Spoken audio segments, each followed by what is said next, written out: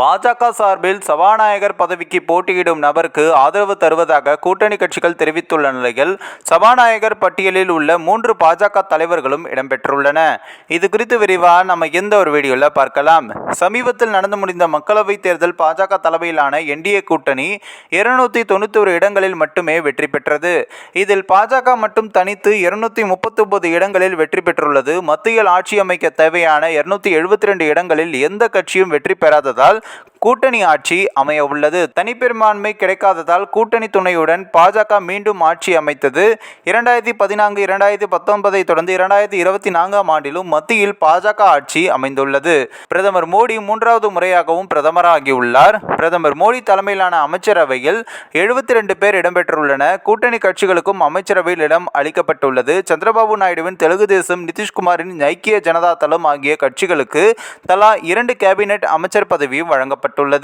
மேலும் கர்நாடகா முன்னாள் முதல்வர் குமாரசாமி, பீகார் முன்னாள் முதல்வர் மஞ்சி மற்றும் முன்னாள் மத்திய அமைச்சர் ராம் விலாஸ் மற்றும் பஸ்வானின் மகன் சிராக் பஸ்வான் ஆகியோருக்கும் கேபினெட் பொறுப்பு வழங்கப்பட்டுள்ளது.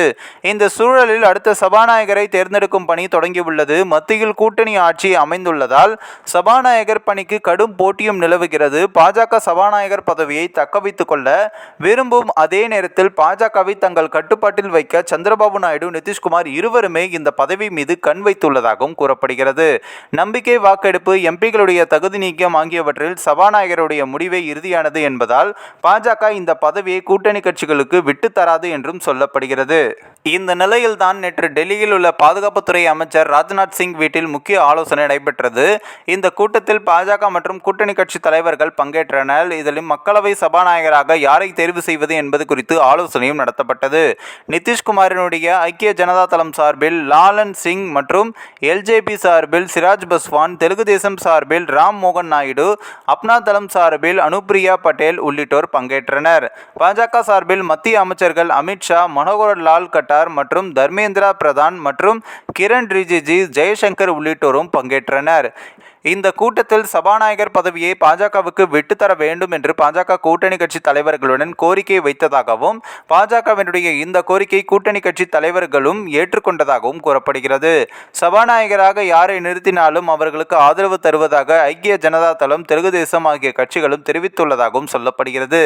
இது குறித்து இன்று அல்லது நாளை பிரதமருடன் ஆலோசனை நடத்தி இறுதி முடிவு எடுக்க உள்ளதாகவும் தெரிகிறது.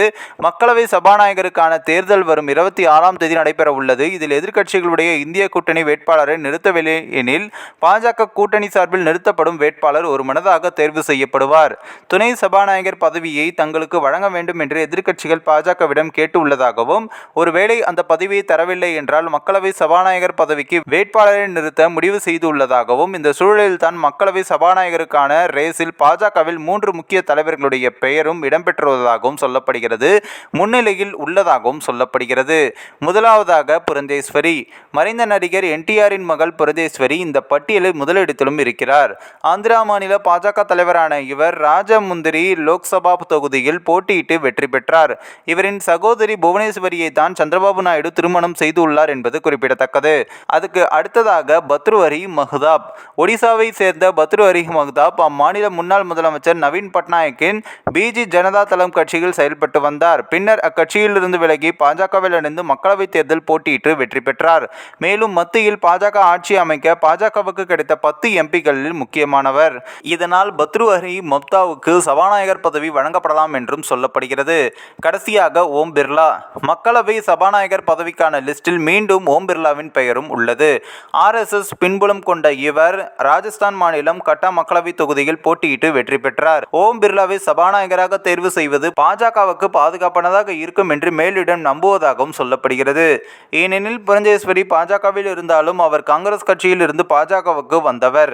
மேலும் அவர் சந்திரபாபு நாயுடுவின் மனைவி புரந்தேஸ்வரி சகோதரி. எனவே புரந்தேஸ்வரியை சபாநாயகராக்க பாஜக தயங்குவதாகவும் கூறப்படுகிறது. அதே போல பத்ருஹரி மஹ்தாபும் பிஜி ஜனதா கட்சியில் இருந்து பாஜகவுக்கு வந்தவர் என்பதால் அவரையும் சபாநாயகராக்கவும் பாஜக தயக்கம் காட்டுகிறதாம். இதனால் RSS பின்புலம் கொண்ட ஓம் பிர்லாவின் பெயரும் தற்போது சபாநாயகர் வேட்பாளர் பட்டியலில் இடம் பிடித்துள்ளது. இந்த ஒரு வீடியோ குறித்து உங்களுடைய கருத்துக்களை நீங்க மறக்காம கமெண்ட்ஸ்ல சொல்லுங்க. நம்ம ஏஷியநெட் நியூஸ் நம்மளையும் தொடர்ந்து ஃபாலோ பண்ணுங்க.